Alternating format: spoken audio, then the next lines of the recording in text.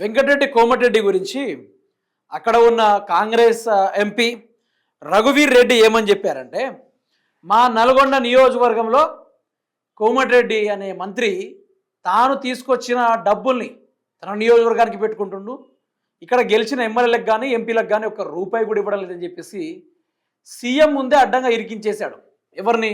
Venkatareddy కోమటిరెడ్డిని MP రఘువీర్ Reddy. ఆ వ్యక్తి ఏం చేశాడు? ఇరికించేశాడు. దాంట్లోనూ ఆయన రియాక్షన్ కూడా మనం చూద్దాం ఒకసారి, మీరు వినురీగా. ముఖ్యమంత్రి గారు ఈ సందర్భంగా ముఖ్యంగా రెండు విషయాలు చెప్పదలుచుకున్నాను. మా పార్లమెంట్ పరిధిలోకి వచ్చే నియోజకవర్గానికి సంబంధించిన అభివృద్ధికి ఏదైతే కావాలో దానికి సంబంధించిన మంత్రులు ఇద్దరు కూడా మా జిల్లా నుంచే ఉన్నారు. వాళ్ళు చేయవలసిందంత చేస్తున్నారు, కానీ వాళ్ళ నియోజకవర్గం మీద ఎక్కువ శ్రద్ధ ఉంది. మిగిలిన మా చిన్న నియోజకవర్గం మీద కొంచెం ప్రత్యేకమైన శ్రద్ధ మీరు కూడా తీసుకొని ముఖ్యంగా ప్రజలు. అందుకనే ఒక సీన్లో రేవంత్ రెడ్డి చెప్తాడు, చెడేదన్నా ఉంటే చెవుల్లో చెప్పుర్రి, మంచి మైకుల్లో చెప్పారు అని చెప్పేసి రేవంత్ రెడ్డి మాట్లాడారు. కానీ మా వాళ్ళంతా రివర్స్లో ఉన్నారు, మంచి చెవుల్లో చెప్పి చెడు మైక్లో చెప్తా ఉన్నారని చెప్పేసి రేవంత్ రెడ్డి గారు ముందే చెప్పారు. మళ్ళీ దొబ్బిందా అని చెప్పేసి ఈ తీరుగా రేవంత్ రెడ్డి కూర్చొని కోమటిరెడ్డి గాలి తీసేసిండు. ఎట్లా అయిపోయిందంటే, ఇప్పుడు తెలంగాణ రాష్ట్రంలో ఈ కాంగ్రెస్ పార్టీ 2 బడ్జెట్ సమావేశాలు జరిపాయి. ఆ బడ్జెట్ సమావేశాల్లో ఇప్పటివరకు ఏ నియోజకవర్గానికి కూడా ఇప్పటిదాకా కరెక్ట్గా ఫండింగ్ ఇవ్వలేదు. ఇచ్చినా కూడా ఈ కాంగ్రెస్ ఎమ్మెల్యేలు ఏం చేస్తున్నారంటే, మళ్ళీ మనం గెలిచేటట్లు ఏమని చెప్పేసి ఈ డబ్బుల్ని మొత్తం ప్రజలకు ఇవ్వకుండా, రోడ్లు వేయకుండా, స్కూల్ కట్టియకుండా, నీళ్లు సప్లైమెంట్ లేక చాలా వరకు ఇబ్బంది పడుతూ ఉంది తెలంగాణ సమాజం. అలా ఇబ్బంది పడుతున్న సమయంలో ఇక్కడ ఏం జరుగుతుందంటే, ఆ డబ్బులు మొత్తం వీళ్ళే దాచిపెట్టుకుంటున్నారు. ప్రజలకి ఇచ్చుడు భగవంతుడికి ఎరక, డబ్బులు మొత్తం వీళ్ళే తింటున్నారు. ఇంకా వెంకటరెడ్డి కోమటిరెడ్డి గారు ఇట్లాంటి స్వభావం కలిగిన వాళ్ళు, ఈ తీరుగా స్వభావం కలిగిన వాళ్ళు అని చెప్పేసి ఆ ఎంపీ రఘువీర్ గారు చెప్పడం జరిగింది. మా చిన్న చిన్న నియోజకవర్గాల్లో డెవలప్మెంట్ చేయడానికి ఒక రూపాయి కూడా ఇవ్వడం లేదు, ఉన్న రూపాయలు మొత్తం వీళ్ళే దాచుకుంటారు. అంటే మీరు పైనుంచి చూసుకోవాలి చాట భారతం. తెలంగాణ రాష్ట్రం నుంచి ప్రతి వారానికి 2000 నుంచి 10,000 కోట్ల రూపాయల దాకా ఆర్బీఐ నుంచి అప్పులు తీసుకుంటున్నారు. ఎవరు? రాష్ట్ర ప్రభుత్వం వాళ్ళు. మరి అప్పులు తీసుకొచ్చి ఏం చేస్తున్నారో కూడా తెలియదు. అందులోనూ ఏదైనా పెద్ద స్కామ్ ఏర్పడితే ఈ క్యాబినెట్లో ఉన్న ప్రతి ఒక్క మంత్రులు తలా వాటా వేసి పంచుకుంటున్నారు, ఆ విషయం బయటికి రానియకుండా. అందులో వెంకటరెడ్డి కోమటిరెడ్డి గారు ముఖ్యంగా పెద్ద సీనియర్ లీడర్ కాబట్టి ఆయనకంటూ ఒక పెద్ద వాటా కూడా పడే అవకాశం కూడా ఉంటుంది. ఆ మధ్యలో వీళ్ళు వాటాల లెక్కింపుల్లో గొడవలు కూడా జరిగినాయి. మిత్రులారా, వాటాల లెక్కింపులో గొడవలు జరిగినాయి. వాళ్ళ యొక్క ఓఎస్డీలు కానీ, వాళ్ళకి సంబంధించిన ప్రతినిధులు కానీ, వాళ్ళకి సంబంధించిన అభ్యర్థులు కానీ, వాళ్ళ బినామీలు కానీ కొట్లాడడం మనం అంతా చూసాం. గన్నుతోటి బెదిరించుకోడు, లేకుంటే నిన్ను కాల్ చేస్తా, మా సార్కి ఎక్కువ వాటర్ రావాలి, మీ మేడంకి తక్కువ వాటర్ రావాలని చెప్పేసి ఇటువంటి కార్యక్రమాలు మనం చాలా విన్నాం. అట్లాంటి పనికిరాని పనికొచ్చే కార్యక్రమాలు మనం చాలా విన్నాం.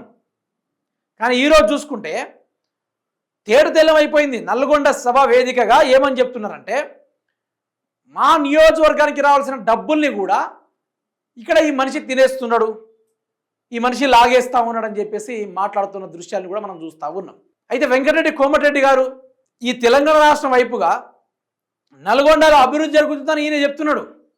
కానీ అదే ముసంపల్లిలో మీరు చూసుకోవచ్చు, ఎటు చూసినా 16 కిలోమీటర్లు 3 రోడ్లు ఉంటాయి ఆ ఊరికి పోవడానికి. ఆ 3 రోడ్లకు ఇప్పటిదాకా రోడ్ అనేది లేదు. బీటీ రోడ్ అని లేదు, సర్వీస్ రోడ్ లేదు, ఏ రోడ్ కూడా లేదు.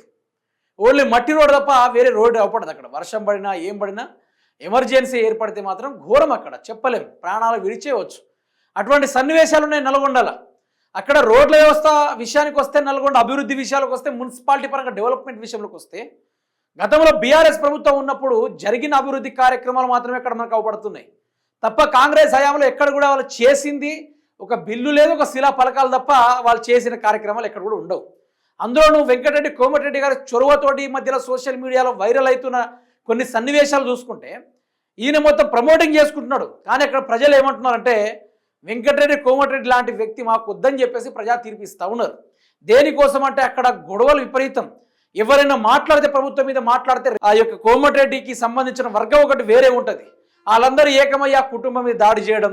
లేకుంటే ఆ మధ్యలో మనం చూడొచ్చు, ఈ యొక్క సర్పంచ్ ఎన్నికలు జరిగితే కాంగ్రెస్ పార్టీకి అగెనిస్ట్గా బీఆర్ఎస్ పార్టీకి సంబంధించిన వ్యక్తి పోటీ చేస్తున్నాడని చెప్పేసి అతని మీద దాడికి ప్రయత్నం చేశారు. మూత్రం నోట్లో పోసేసి మరి వారిని అతన్ని కొట్టడం కూడా జరిగింది. ఇటువంటి కార్యక్రమాలు వెంకటరెడ్డి కోమటిరెడ్డి జిల్లాలో జరిగిన విషయాలు మనం చూస్తా ఉన్నాం. అందులో సంబంధించి ఎస్ఎల్బీసీ టన్నుల గురించి మేము 2026 వరకు కంప్లీట్ చేస్తామని చెప్పిన ఇదే మనుషులు ఈరోజు మళ్ళీ 2027 2028 దాకా మేము ఎస్ఎల్బీసీ టన్నుల్ని కంప్లీట్ చేస్తామని చెప్పేసి దాని ద్వారా కృష్ణా జలాల నీళ్ళని తీసుకొచ్చి నల్గొండ గడ్డ మీద పారిస్తామని చెప్పేసి, శ్రీశైలం నీళ్ళు తీసుకొచ్చి నల్గొండ గడ్డ మీద పారిస్తామని చెప్పేసి రేవంత్ రెడ్డి గారు కానీ లేకుంటే వెంకటరెడ్డి కోమటిరెడ్డి కానీ ఆ సభ మీద ప్రగాధాలు పలుకుతా ఉన్నారు. సావుకారపోయి ఫిష్ కర్రీ వండే వ్యక్తిని మనం చూసారా?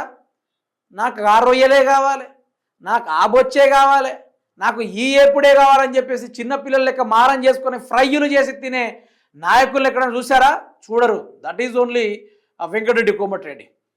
మళ్ళీ ఎట్లా చనిపోయారు సార్, ఏం జరిగింది సార్ లోపల అని ఒక రిపోర్టర్ అడిగితే some water and neellu chemical reaction is happened there, that's why SLBC tunnel automatically destroyed అని చెప్పేసి మాట్లాడుతూ ఉన్న ముచ్చట్ని మనం చూసాం. గంత తెలివైన వాళ్ళు మనకు మంత్రులుగా ఉన్నారు. వ్యవస్థ మారదు, ఈ తెలంగాణ వ్యవస్థ ఎప్పటికీ మారదు. మొదలు ప్రజలకు జ్ఞానోదయం కావాలి. ఎవడు ఎసంటోడు చదువు వచ్చా రాదా అని చెప్పేసి వాళ్ళంటూ చూసి ఓటేయాలి. ఇట్లాంటి వాళ్ళకి ఓటేస్తే వాళ్ళ సొంత నియోజకవర్గ ఎంపీ చెప్పిండు అన్ని డబ్బులు వాళ్ళ నియోజకవర్గానికి పోతున్నాయి, వాళ్ళే దోసుకొని తింటున్నారు, మాకు వద్దా అని చెప్పేసి ఇండైరెక్ట్గా చెప్పేసారు. దాని మించి ఏం కావాలి మిత్రులారా, మీరే చెప్పారు.